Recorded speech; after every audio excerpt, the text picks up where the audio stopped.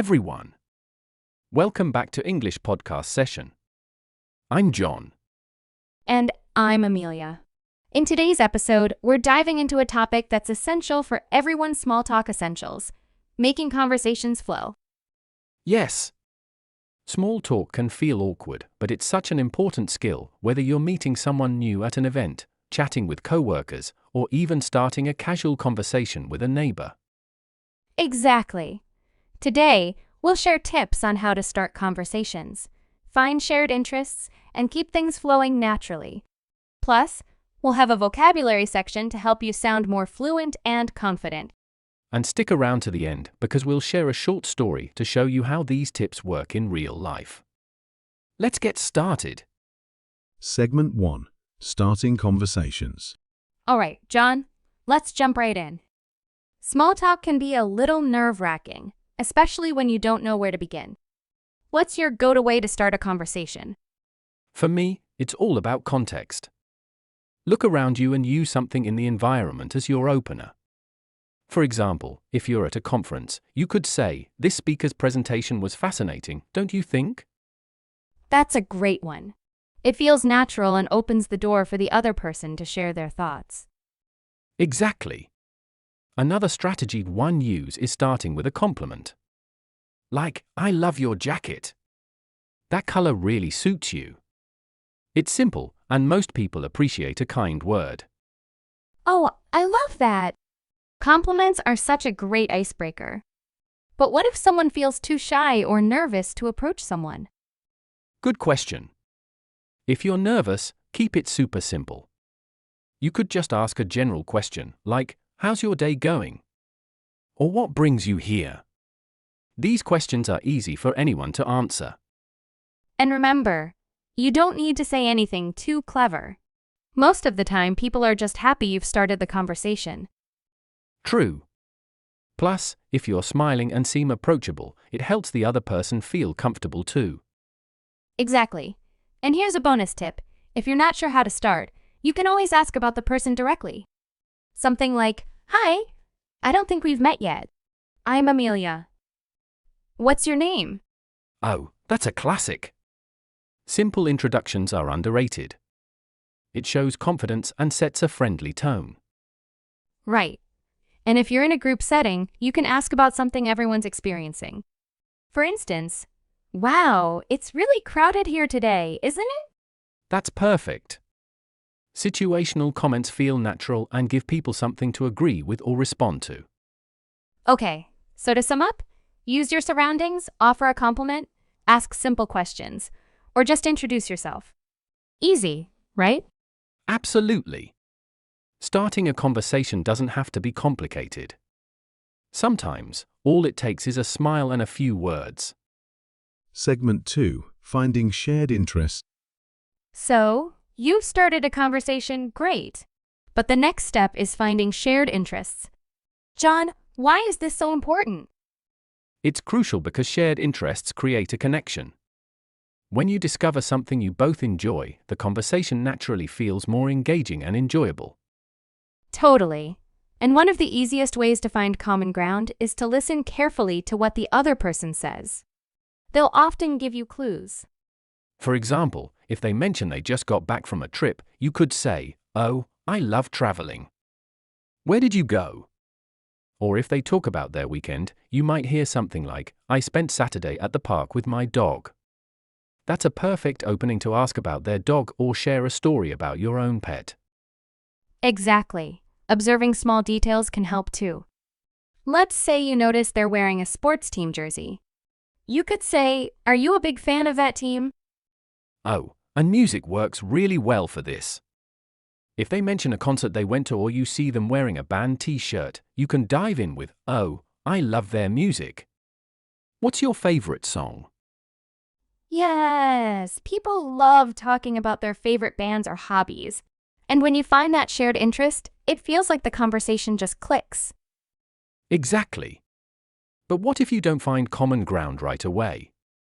What do you suggest? Good question. If you're struggling, try shifting topics. For instance, ask about something universal, like food, movies, or travel. These are almost always safe bets. Oh, I agree.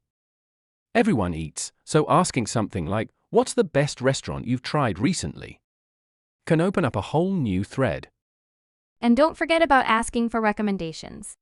People love to share their opinions, whether it's about a good book, a TV series, or even a great place to visit.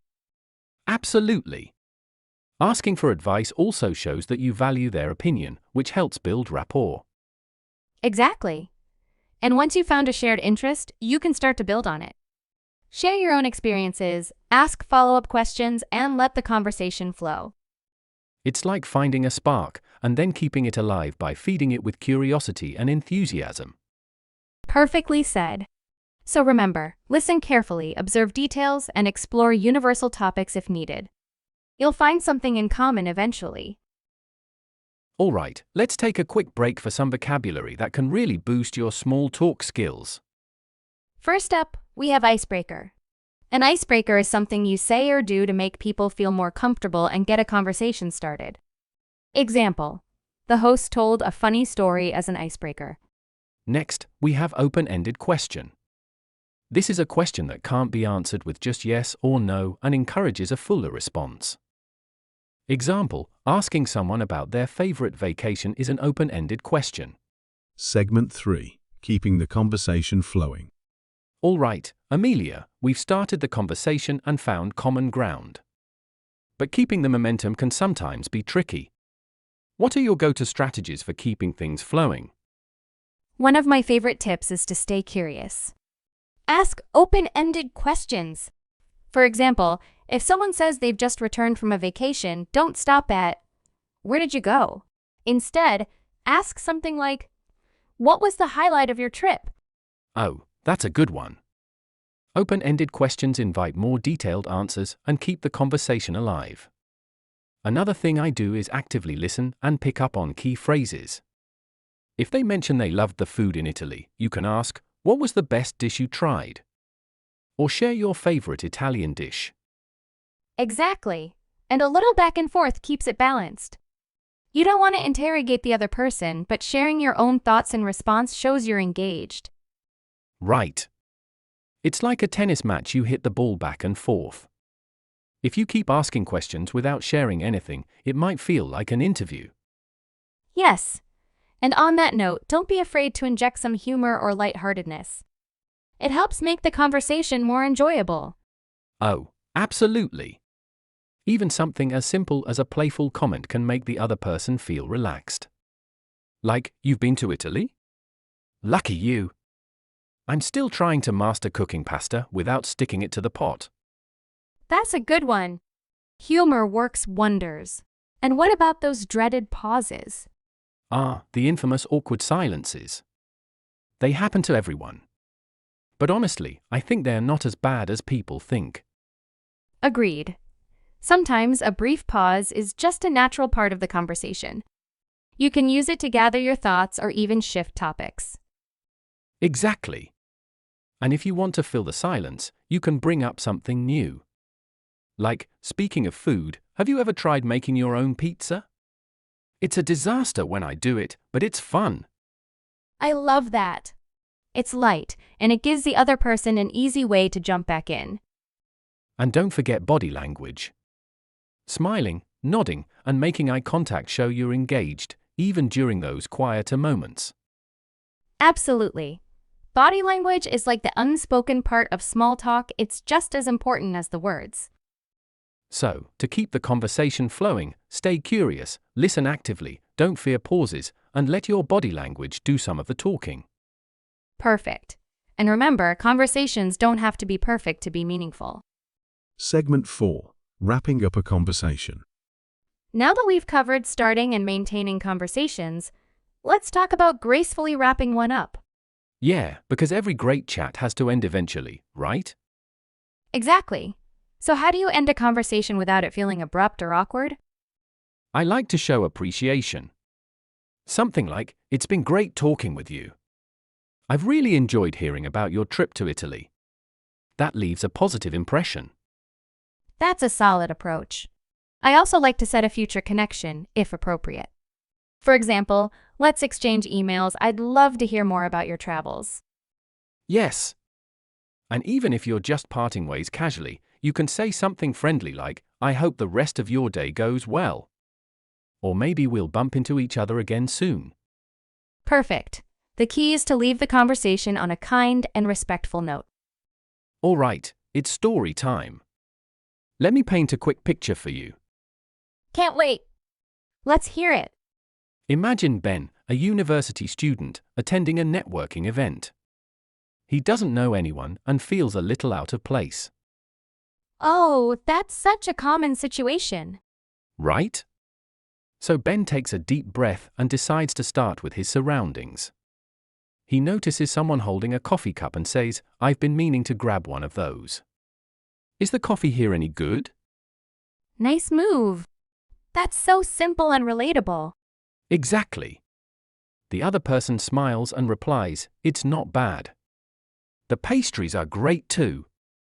They start chatting about coffee and pastries, which leads to talking about their studies and career goals.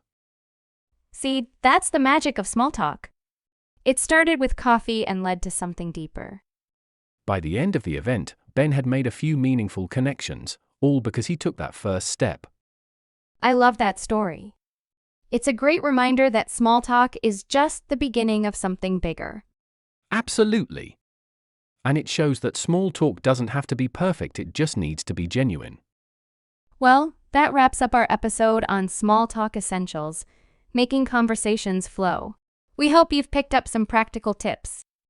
Remember, small talk is a skill, and like any skill, it gets easier with practice.